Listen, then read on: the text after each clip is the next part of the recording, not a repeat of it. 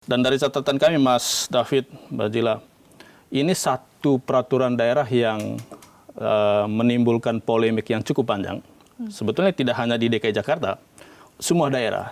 Di internal Pemprov sendiri pun, kami lihat juga mereka itu tidak satu suara. Kami lihat jadi satu, kenapa rancangan peraturan daerah ini cukup alot, gitu ya.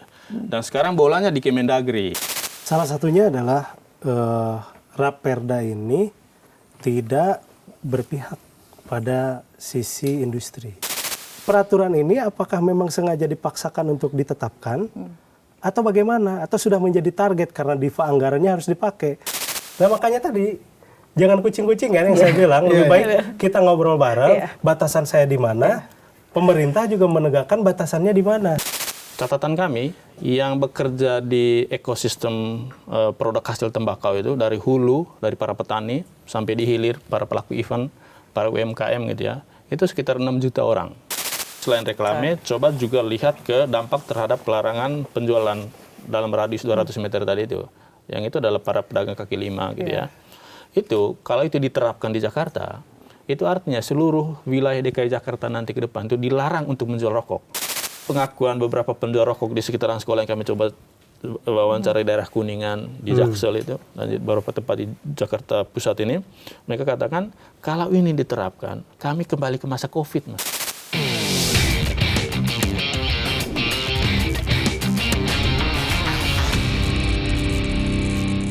Halo, balik lagi di Bikin Terang bersama saya Fazilah Indonesia dan kali ini David Silahoy. Oke, dan apa nih Bang David kita kali ini? Hari ini kita lagi mau bicarakan soal hal yang masih terus jadi perdebatan ya. Ini bicara soal Raperda kawasan tanpa rokok.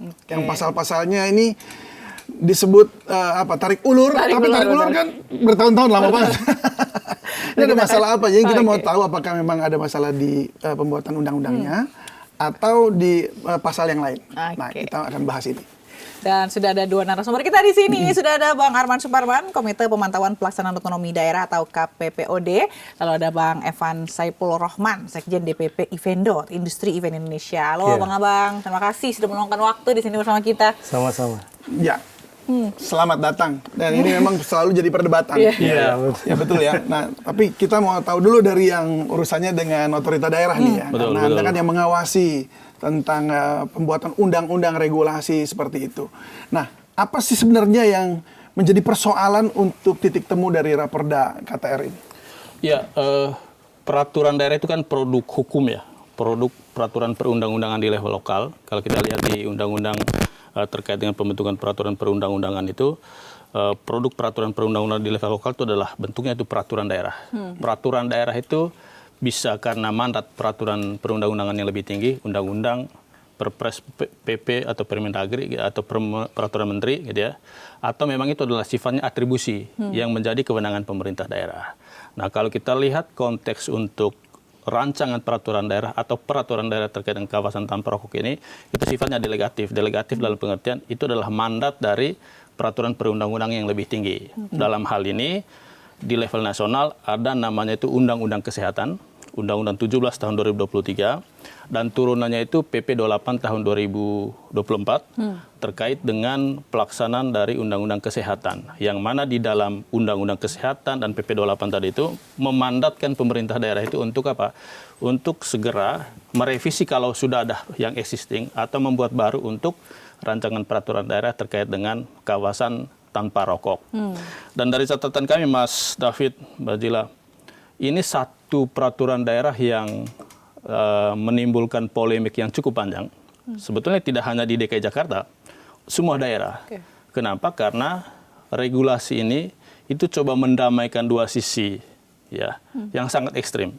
Satu di sisi isu kesehatan, satu di sisi ekonomi. Gitu ya. Jadi pertentangan antara dua kubu ini ya sebetulnya kalau dari catatan kami tidak hanya terjadi di level lokal, di level nasional pun peraturan itu pasti menimbulkan polemik gitu ya, pro dan kontra antara dua kubu itu. Teman-teman yang punya perhatian atau atensi terkait dengan isu kesehatan dengan teman-teman yang atau stakeholders yang memang punya perhatian terhadap bagaimana kemudahan dan juga kepastian berusaha sebagai mesin pertumbuhan ekonomi gitu ya. Nah, untuk konteks DKI Jakarta, kami itu mengawalnya itu dari 2017, 2018. Lama ya Bang ya? Udah lama ya? gitu Tahun-tahun Iya. ini. Ya, betul, tahun. Rancangan peraturan daerah yang paling lama di Jakarta salah satunya adalah Oke, soal kawasan KTR tanpa ini. rokok Oh, itu. oke. Jadi sebelum tahun 2025 ini di DKI Jakarta itu ada namanya itu peraturan gubernur tentang kawasan dilarang merokok. Oke. KDM ya. Betul. Yang kalau dari review kami Bang Evan, itu sebetulnya tidak sesuai dengan semangat peraturan perundang lebih tinggi. Iya. Di Undang-Undang Kesehatan yang lama, Undang-Undang 36 2009, dan juga PP 109 2012, itu memadatkan sebetulnya kawasan tanpa rokok, bukan kawasan dilarang merokok gitu ya. Dan kami tahu DKI Jakarta itu salah satu pemerintah daerah yang sebetulnya dari dulu itu coba menggolkan peraturan daerah kawasan tanpa rokok. Tapi seperti yang kita lihat dinamika 6 bulan terakhir ini sama Betul. antara teman-teman dunia usaha dengan Iya. teman-teman yang punya perhatian ke isu kesehatan, Oke. gitu ya. Tapi emang sebenarnya kan ini tadi juga dibilang udah dibikin lama, udah disusun lama. Sekarang juga lagi di proses pematangannya juga lagi masih digodok gitu ya. Sebelumnya tuh ini nggak sih diskusi nggak sih sama pihak-pihak terkait soal penyusunan pada ini? Karena kalau kita lihat pro kontranya juga dari dulu gitu sampai sekarang, bahkan beberapa kali dibahas di DPRD banyak aksi-aksi penolakan gitu. Udah ada masukan-masukan dari yang lain nggak sih Bang?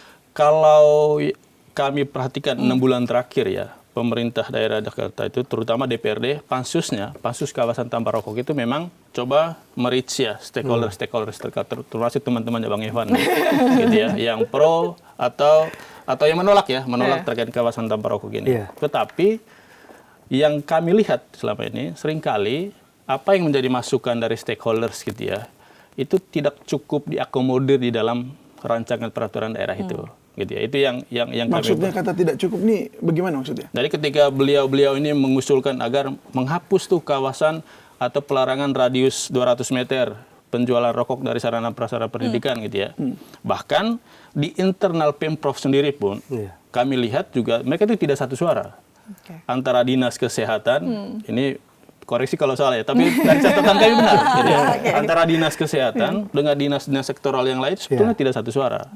Karena menurut teman-teman misalnya di Dinas Perindustrian Perdagangan, ketika ada pelarangan kawasan tanpa rokok itu pasti berdampak terhadap teman-teman pekerja di sektor terkait, industri hiburan, periklanan dan segala macam. Dan yang di demo masyarakat itu adalah teman-teman di perindustrian perdagangan, bukan dinas kesehatan. Dan itu yang kami lihat jadi satu kenapa rancangan peraturan daerah ini cukup alot gitu ya. Dan sekarang bolanya di Kemendagri. Karena rancangan peraturan daerah itu sebelum 30 November kemarin itu sudah masuk ke sana gitu ya. Oke, jadi kalau dari Mas Evan sendiri, itu bagaimana? Apa sih yang memberatkan? Apa yang membuat ini jadi alot begitu? Salah satunya adalah Raperda ini tidak berpihak pada sisi industri. Karena di situ jelas kami para pelaku event ini kan ada yang punya IP event sudah berjalan lama dengan sponsor yang paling besar dari produk tersebut. Kalau dibatasi dengan pelarangan secara keseluruhan, sudah pasti mati. Berarti Eventnya dampak tidak mati. berjalan, nggak akan jalan sama sekali. Karena apa? Modal terbesar dari sponsornya dari situ. Bahkan ada yang produk tersebut menjadi sponsor tunggal. Bukannya ada aturan bahwa produknya nggak usah kelihatan, tapi ada Betul. hanya tulisan begitu ya, begitu. Yang hari ini tidak. Itu kan pelarangan secara keseluruhan. Berarti Bahkan sama sekali sponsorship yang saya baca. Termasuk Nggak sponsorship. boleh juga ngasih sponsor ke acara, walaupun misalnya nggak ada nampilin brand Betul. atau apa. Untuk raperdanya ya, Iya. rancangannya. Nah, itu yang menjadi keberatan kami. Kalau misalnya bicara dengan kami sebelumnya saat mulai dari penyusunan naskah akademik lah. Karena ini kan sudah jauh. Kami pun di telepon beberapa pihak menanyakan tentang hal ini udah dari Juli sampai hari ini. Dan ternyata tidak berubah apa yang kami sampaikan beberapa kali tidak didengar sama sekali. Nah, artinya peraturan ini apakah memang sengaja dipaksakan untuk ditetapkan atau bagaimana? Atau sudah menjadi target karena diva anggarannya harus dipakai. Tapi kan tidak hanya itu. Di sini kami pelaku industri ini membutuhkan juga kehidupan yang harus tetap berjalan. Kami cukup dihimpit dari berbagai kebijakan pemerintah yang terjadi. Dulu saat COVID kita tidak bisa bikin event. Nah setelah COVID kemarin kena efisiensi. saya salah satu yang jadi korban, beberapa event saya tuh yang hilang dari situ. Oke, boleh sedikit lebih detail begitu ya. Kan tadi dibilang bahwa ketika COVID aja itu udah susah gitu. Betul. Terus kemudian ada larangan untuk menampilkan Ya. produk atau bahkan iklannya sama sekali. Betul. Memangnya seberapa signifikan sumbangan atau sponsorship dari produk itu ya kepada bisnis? Oke, kami melihat dari sisi bisnisnya banyak para pelaku event yang memang punya IP, yang merintis kegiatan budaya, kegiatan-kegiatan kecil, tapi sponsornya yang paling gampang. Kita tidak bisa memungkiri bahwa produk tersebut Paling gampang. paling gampang. Artinya di-approve untuk turun Iya. dana Gampang begitu. cair lah Cair. ibaratnya Iya, untuk itu mendukung, cepat. untuk support Paling itu cepat. cepat Kalau ya. kalau yang lain ada harus direct selling dulu, ada apa pra event sebelum eventnya harus berjalan dulu. Kalau itu enggak, kadang mereka yang penting eventnya bagus, masanya banyak, masuk. Bahkan mereka nggak keberatan untuk nggak nampilin produk ya? Ada, nggak ada masalah. Jadi Selama ini. berapa persen tuh kalau dari pendapatan Iya. misalnya? Ya persentasenya kalau untuk per hari ini ya bisa hampir di 200 miliaran. Wah, Itu sangat besar. Dan berdampak pada tenaga kerja yang berjalan di situ bisa 1,8 ribu orang.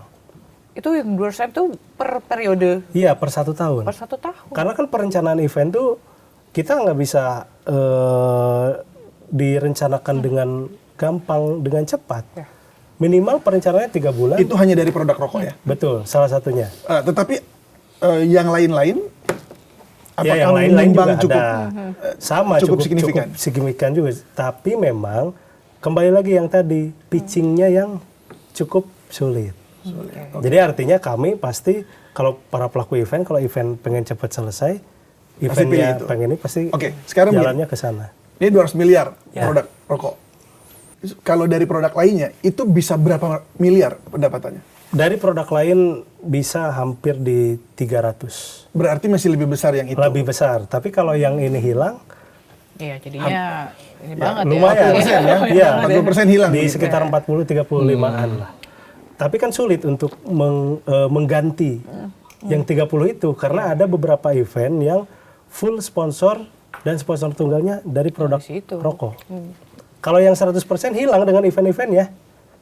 Hilang dengan. Artinya tenaga kerjanya juga Kalau kehilangan raperda ini pekerjaannya. ada, maka Itu akan membahayakan salah satunya. Makanya kita mau bicara dulu, kita duduk bersama, jangan tergesa-gesa untuk mengesahkan.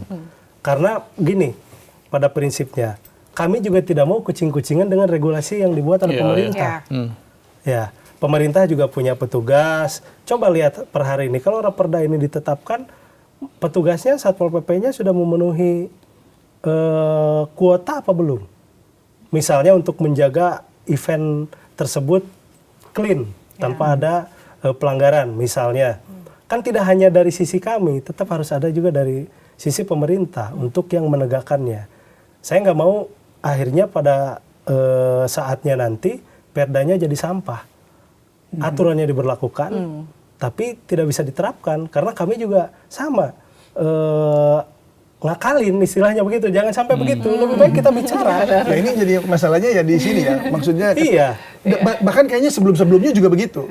Iya. Artinya tidak ada penegakan hukumnya, Betul. lalu juga kesadarannya juga rendah gitu. Iya. Benar tadi kata Bang Evan, jadi kucing-kucingan Iya, ujung-ujungnya. ujungnya kan begitu. Iya. Selama nggak dipantau, Iya. kita bikin aja event, nggak apa-apa, masukin aja.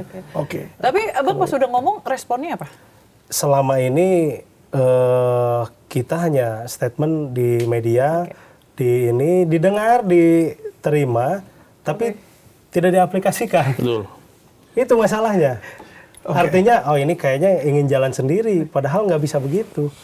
Ini kuncinya bisa ditegakkan dengan baik ketika dari kami pun sudah merasa nyaman dengan kondisinya. Oke. Jadi ada beberapa part yang nanti harus disepakati dengan kita. Misalnya, Partnya? salah satunya ya dengan pembatasan tidak secara keseluruhan.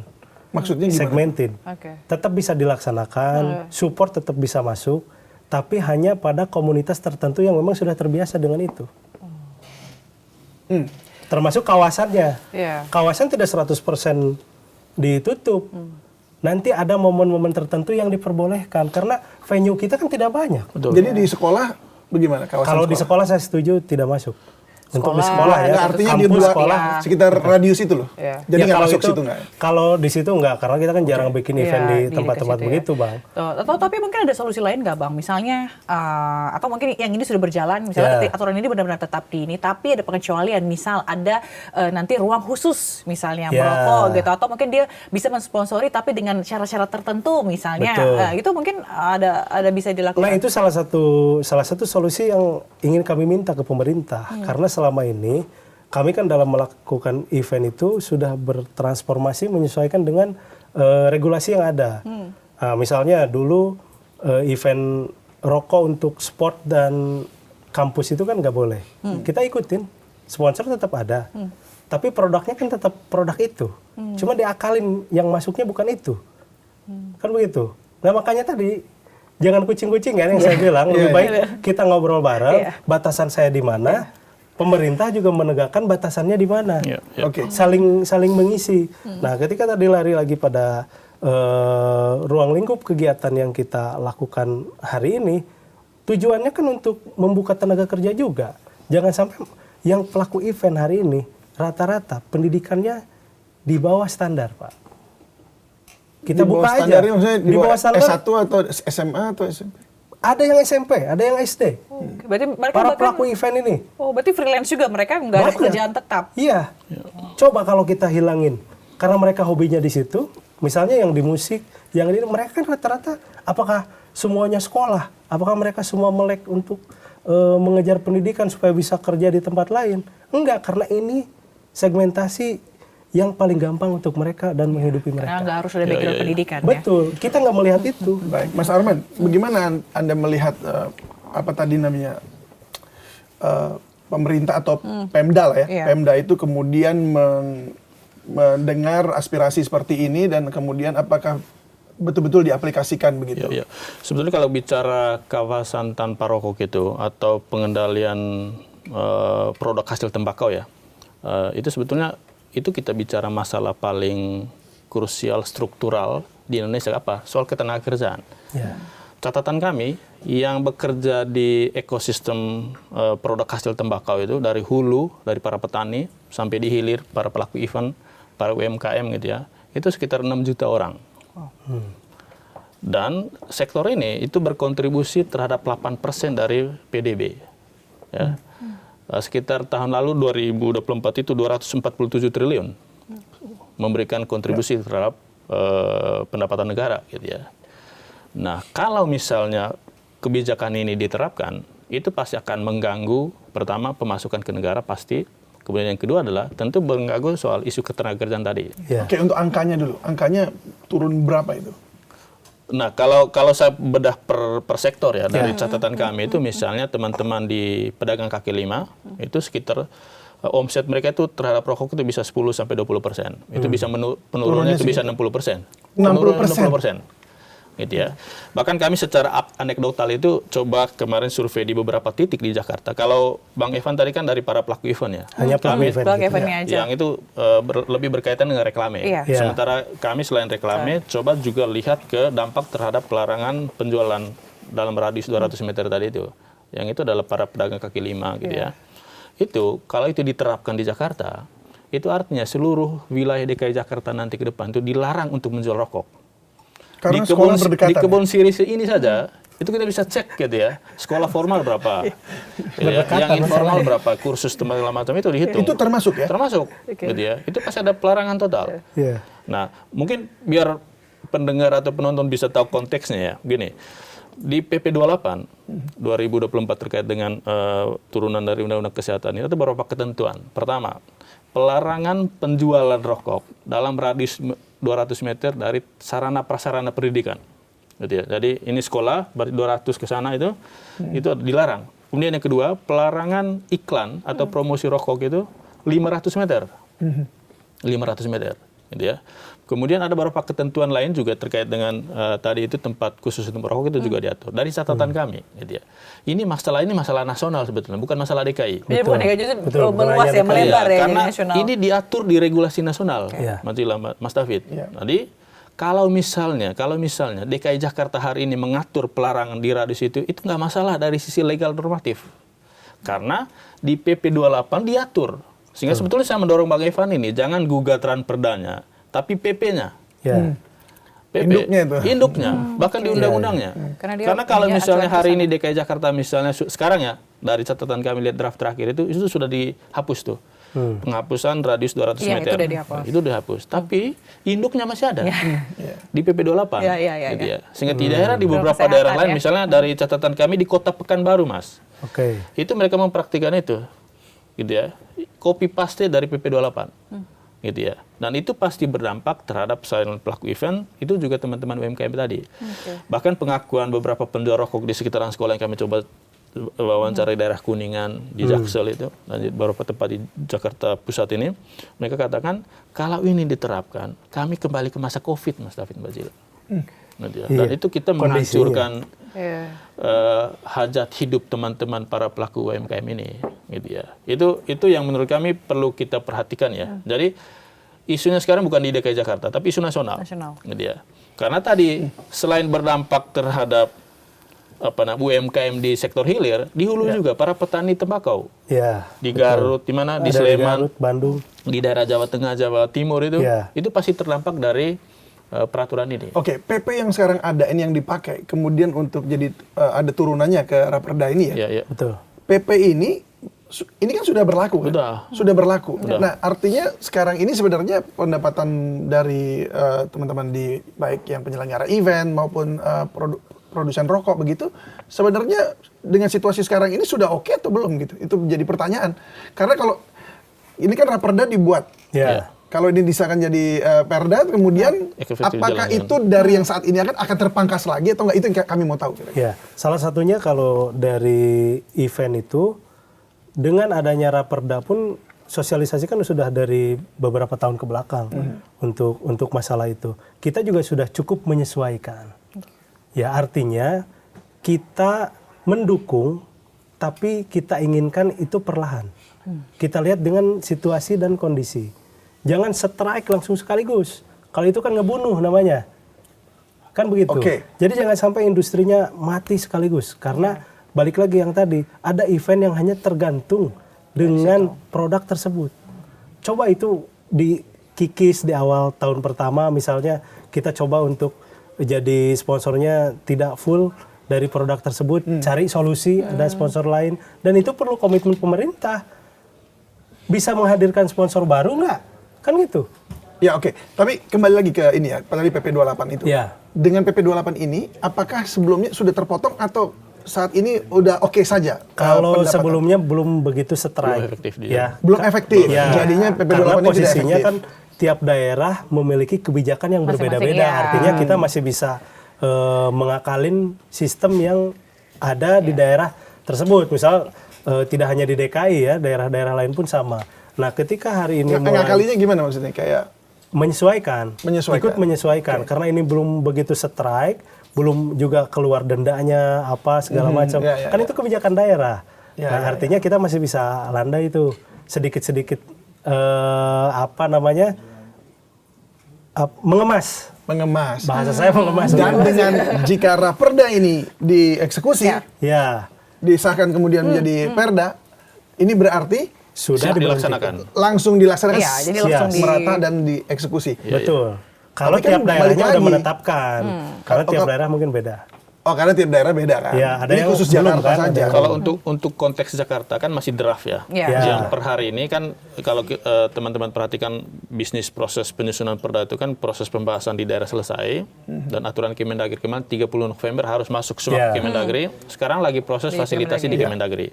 Dari draft terakhir yang kami lihat, yang pelarangan radius 200 meter sudah dihapus. Sudah hilang.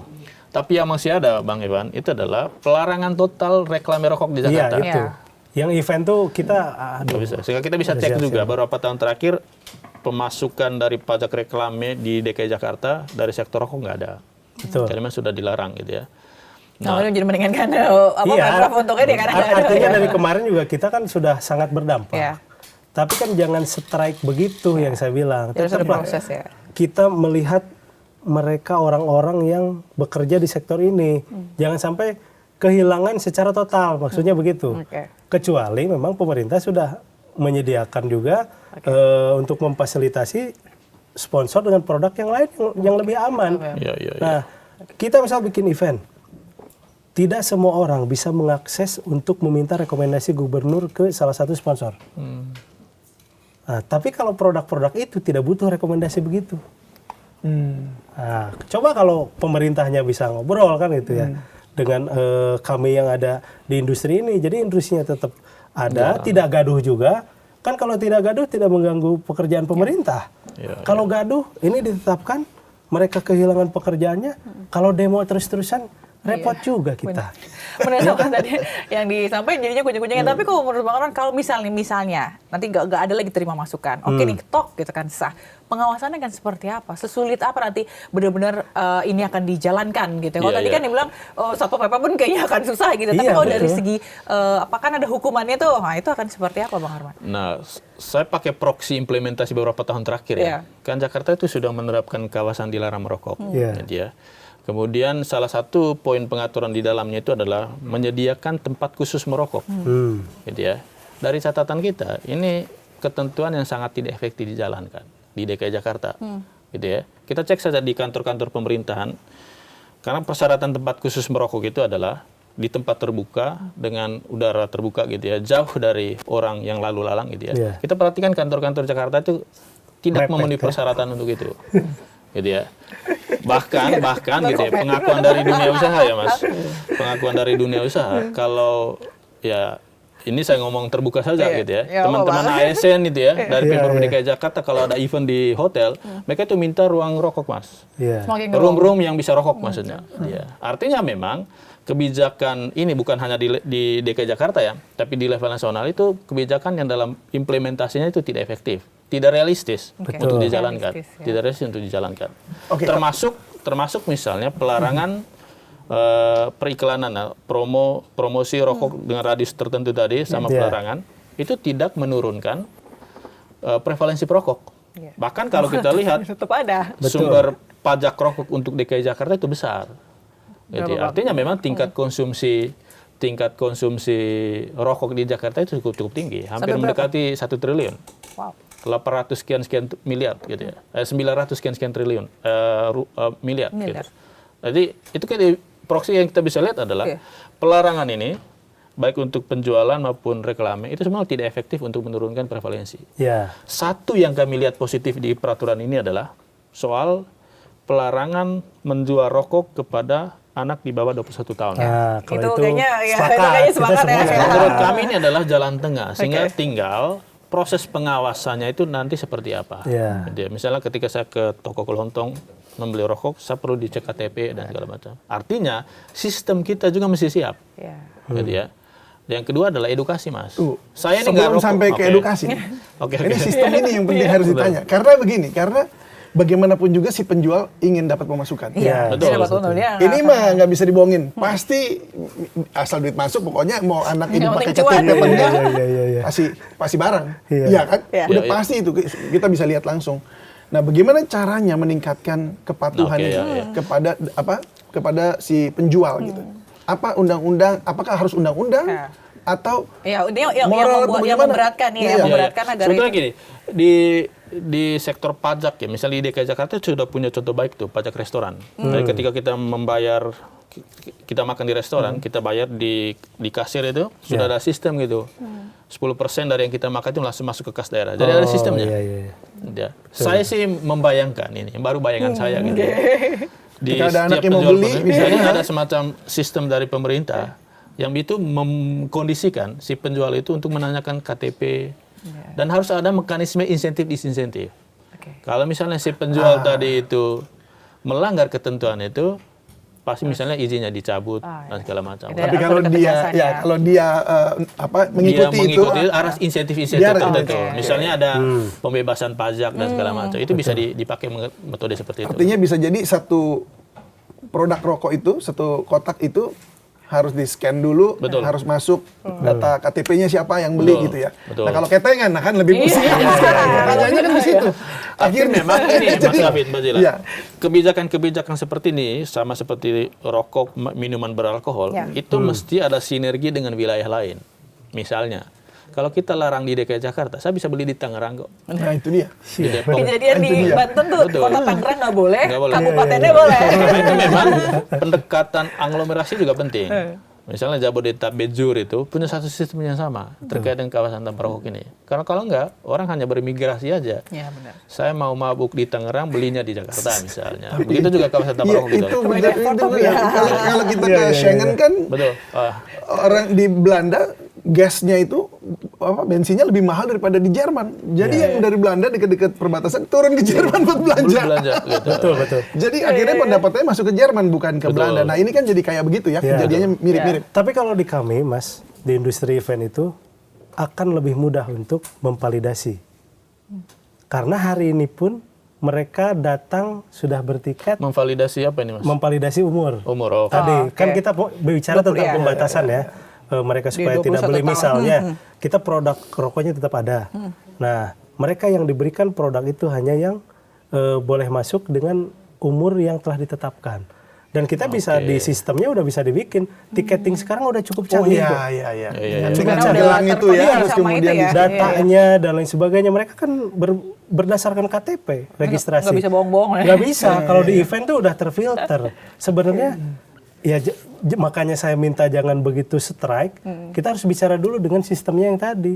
Termasuk kami akan mendukung kok urusan dari event itu kontribusi perpajakannya tetap Iya. masuk dan sesuai dilaporkan dengan data yang ada. Jangan misalkan yang masuk 10.000 yang dilaporkan 5.000.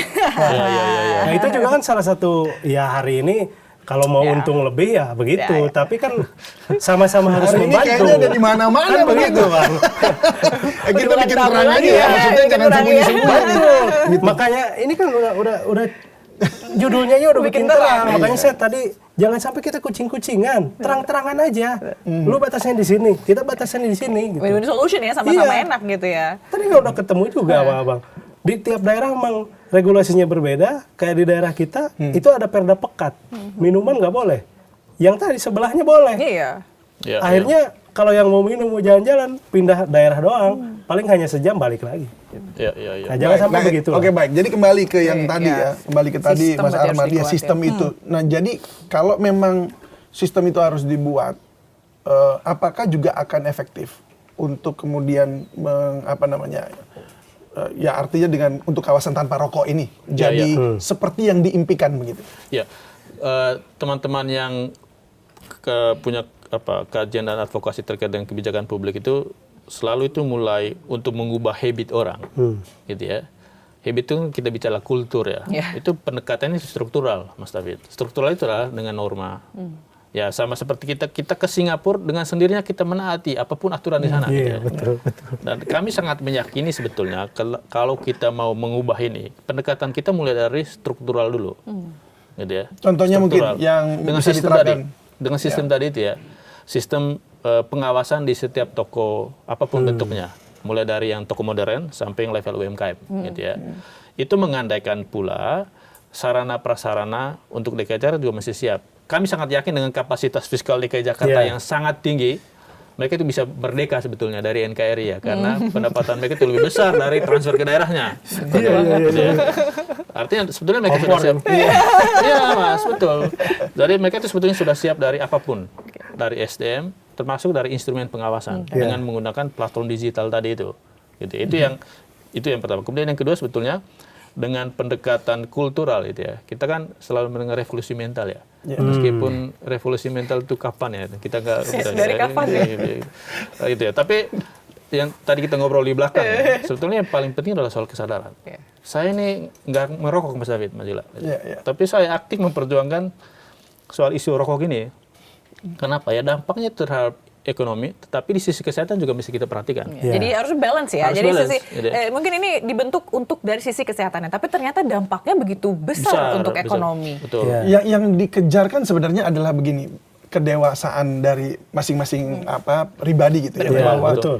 apakah dia perlu barang ini atau enggak? Iya, iya. Buat dia baik atau enggak ini barang Betul, ini? betul. Kan harusnya yang dimunculkan itu ya. Iya, iya. Mentalnya tadi, moralnya dia juga mungkin mentaati norma yang ada di sekeliling. Jadi mengetahui akibat daripada jika dia melakukan ini, betul. itu kan penting sekali ya. Penting. Nah, Anda melihat ini seberapa dewasanya masyarakat kita kalau saat ini? Mungkin ke Mas Arman dulu ya.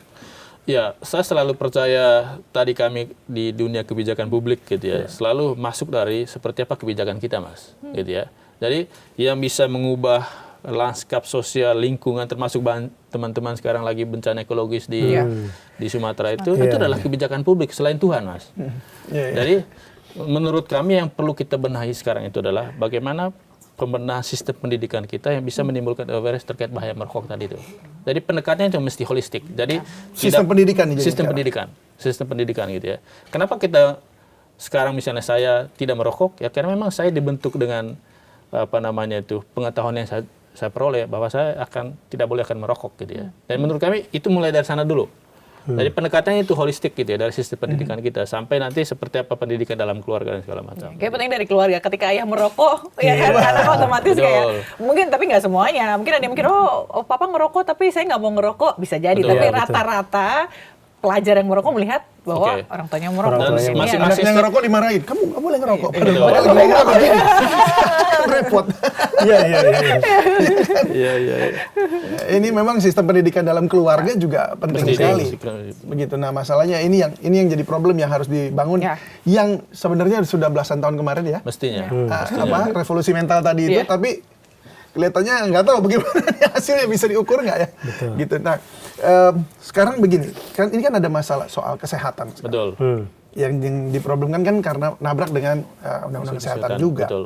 Nah, bagaimana? Apakah undang-undang kesehatan ini mungkin dari pihak event ini menerjemahkannya undang-undang kesehatan ini loh, kaitannya dengan saya harus dapat sponsornya dari rokok ini karena dia lebih besar gitu. Iya, betul. Salah satunya begini. Kalau dari penerjemahan Undang-Undang Kesehatan yang hari ini sudah berlaku, sebetulnya kami pun dari para pelaku event saat ini ditetapkan tetap mendukung apa yang menjadi programnya pemerintah. Kita juga tidak membangkang tetap melakukan hal itu yang dilarang di sana dengan pembatasan.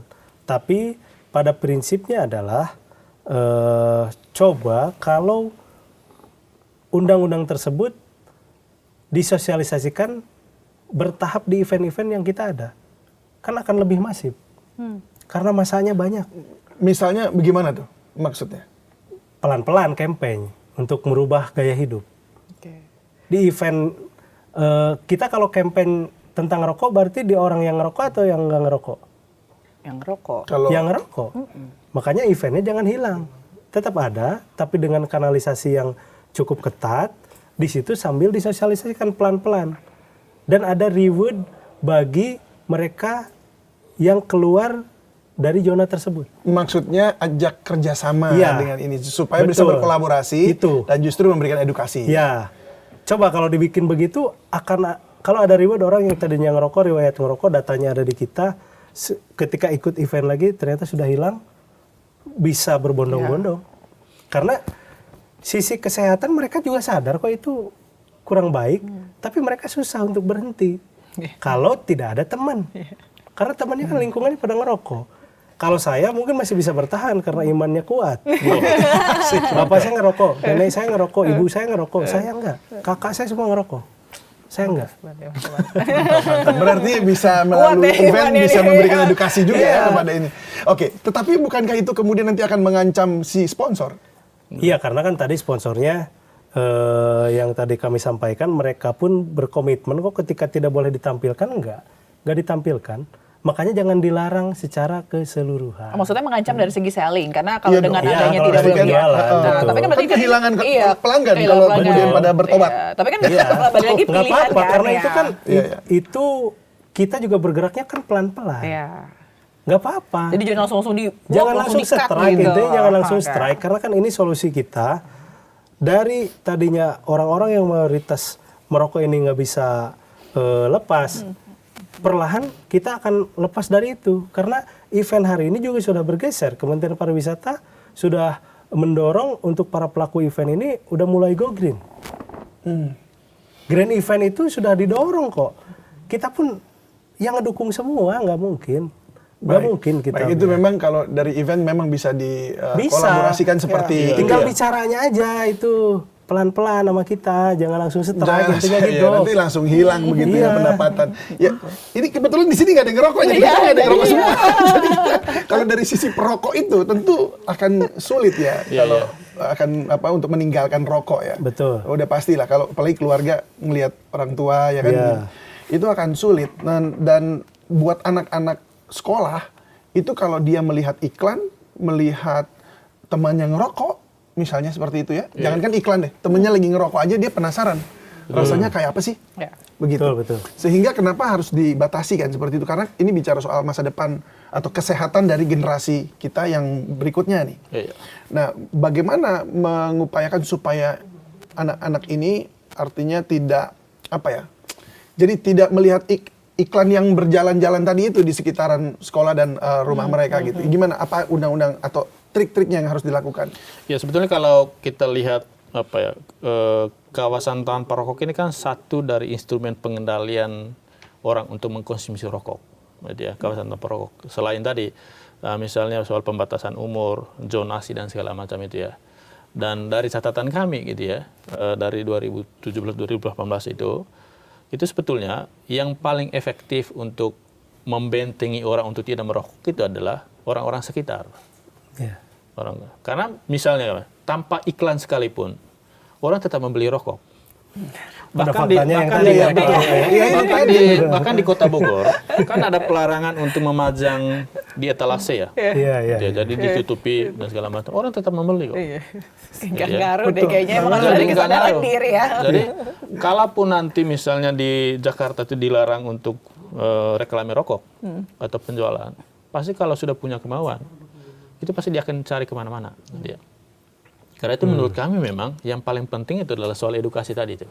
Betul. Edukasi mulai dari yang formal sampai yang informal. Karena dengan demikian itu yang paling efektif membatasi orang, terutama perokok pemula untuk tidak mencoba untuk merokok. Gitu. Ya. Karena gini, sekarang banyak anak-anak juga yang punya sopir kan. Betul. Sopirnya disuruh beli. Iya.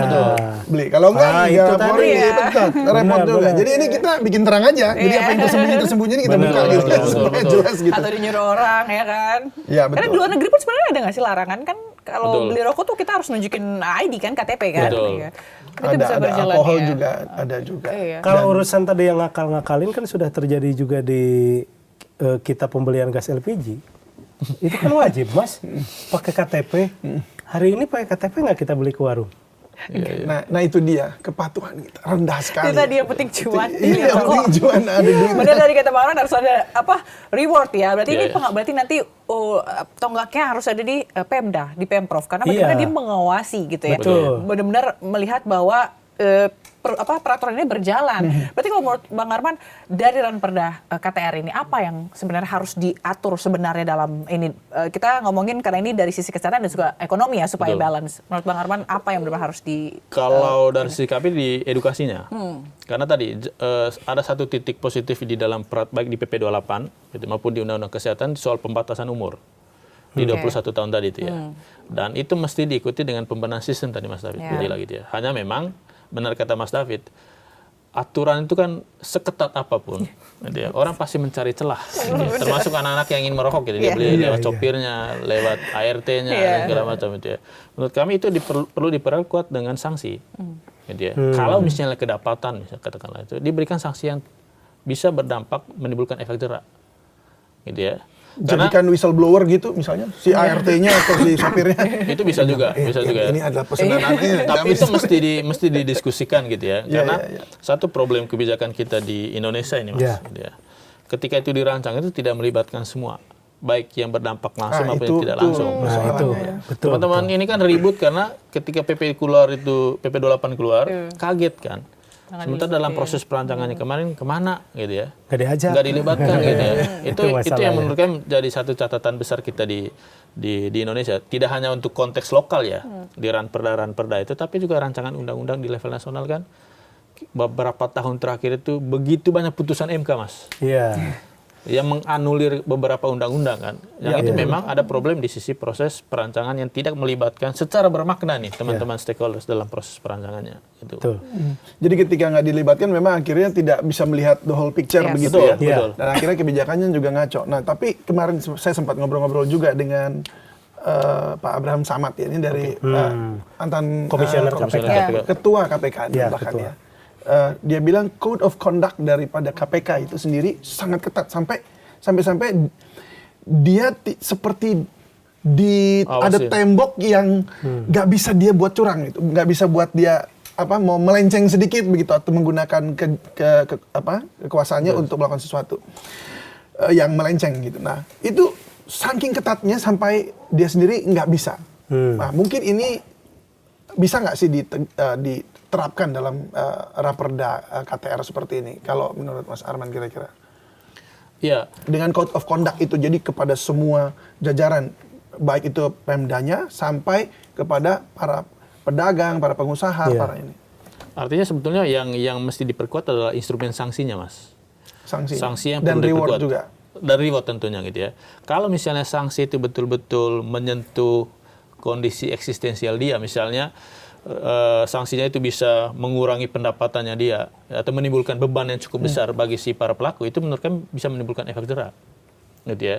Misalnya untuk anak-anak kecil gitu ya, ketika misalnya anak-anak di bawah umur 21 tahun gitu ya, ketika dia kedapatan merokok, itu yang dapat sanksinya itu bukan hanya bukan hanya si anaknya, tapi orang tuanya. Ya, itu mungkin bisa pendekatannya seperti itu. Jadi kalau kita misalnya hanya fokus pada isu soal pelarangan radius, baik itu rokok maupun aktivitas periklanan, menurut kami sangat tidak efektif. Gitu ya. Lebih bagus kita membuat benteng-benteng tadi yang menurut kami efektifnya adalah dengan penegakan sanksi itu. Dan sanksi yang bisa menimbulkan efek jera. Tidak hanya untuk si para pelaku, tapi juga yang menjadi lingkungannya. Misalnya kalau kita menyasar anak-anak di bawah 21 tahun, ya orang tuanya. Atau bahkan mungkin ke lingkungan sekolahnya gitu ya. Baik, akan seperti apa itu pelaksanaannya tuh nanti? Saya juga masih, karena yang udah jelas-jelas ada aja nggak dipatuhi. Iya. Lagi yang gitu. Balik lagi tadi pada personil penegaknya, akan cukup apa tidak? Dengan banyaknya masyarakat di DKI ini kan bukan hanya warga DKI. Artinya lebih banyak lagi dari yang kita bayangkan. Proses penegakannya akan sulit.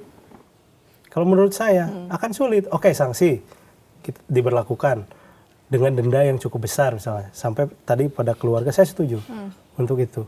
Tapi yang menegakkannya orangnya cukup tidak. Dengan personil yang ada hari ini. Balik lagi dengan Dan yang harus ditegakkan bukan hanya perda rokok ini. Perda yang lain juga sama. Kalau itu. Akhirnya jadi perdanya tidak ada, tapi tidak berwibawa. Gitu. Atau mungkin Ujungnya akan sanksinya mungkin juga, sebenarnya gini, kalau boleh dibilang sanksi memang penting ya.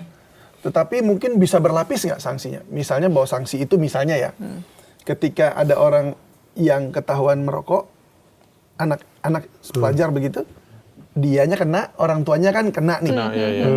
Nah, tapi yang melaporkan atau yang melakukan untuk mengambil sanksi, ketika diambil sanksi pun dendanya itu dia juga dapat reward dari si pemerintah. Jadi ada yang melapor, yang motor. Jadi masuk di dalam instrumen untuk tunjangan kinerja daerah. Kira-kira DKD, begitu. gitu ya. Bisa nggak itu? Bisa. Sangat Dan bisa. itu nanti bisa diatur di dalam peraturan kepala daerah sebetulnya, gitu ya. Karena yang betul, saya kira ini masukan yang sangat bagus ya. Insentif itu bukan hanya kepada publik, kepada masyarakat, tapi juga kepada aparatur pemerintah. Gitu ya. Jangan sampai memang, nah ini satu topik penting juga. Kita itu seringkali bicara integritas itu kepada individual ya. Tapi yang perlu kita jaga itu adalah integritas institusi, Mas. Betul. Dalam hal ini adalah para perangkat yang ada dalam birokrasi itu juga mesti menunjukkan integritas itu. Jadi kalau misalnya mereka tidak menjalankan itu, dikenakan disinsentif dong. Jadi yang paling pas itu ialah dengan pemotongan TKD misalnya. Tunjangan kinerja daerah. ini sebenarnya oke. Jadi ini bisa ya. buat diterapkan juga. Iya. Ya, kita sih kita berharap ya ini jadi imbang Iya. kan. Jadi Iya, semuanya betul. dapat diuntungkan Balance, juga yes, benar-benar. dan masyarakat juga tetap sehat gitu. Tapi dari sisi ekonominya, UMKM juga tidak rugi dan tidak kehilangan mata pencarian mereka gitu. Apalagi Betul berdampak sekali. banget tadi dibilang Bang Evan sampai 1.800 loh Iya, pekerja iya. per tahunnya 200 M ya kerugiannya ya 200 M iya. Kita berharap ini masih ada di Kemendagri masih bisa berubah kan? Ya. Masih bisa Bang, berubah. Masih bisa Masih bisa berubah. Semoga usulan Masih tadi ya, kembali balikin lagi ke Yang penting DPR. langsung posting aja besok. Iya. Biar pada didengar gitu ya.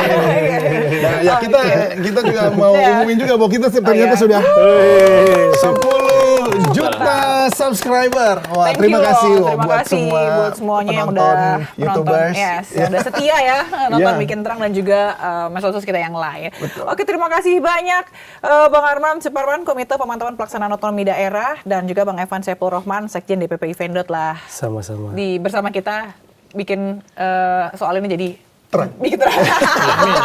Dan semoga terselesaikan ya Semoga di terselesaikan. Raperda ini. Baik, terima kasih Oke, sekali. Sama-sama, terima kasih. sama-sama. Salam sehat Bye. selalu ya. Dan semuanya. Sampai jumpa di episode selanjutnya. Bye bye. Thank you.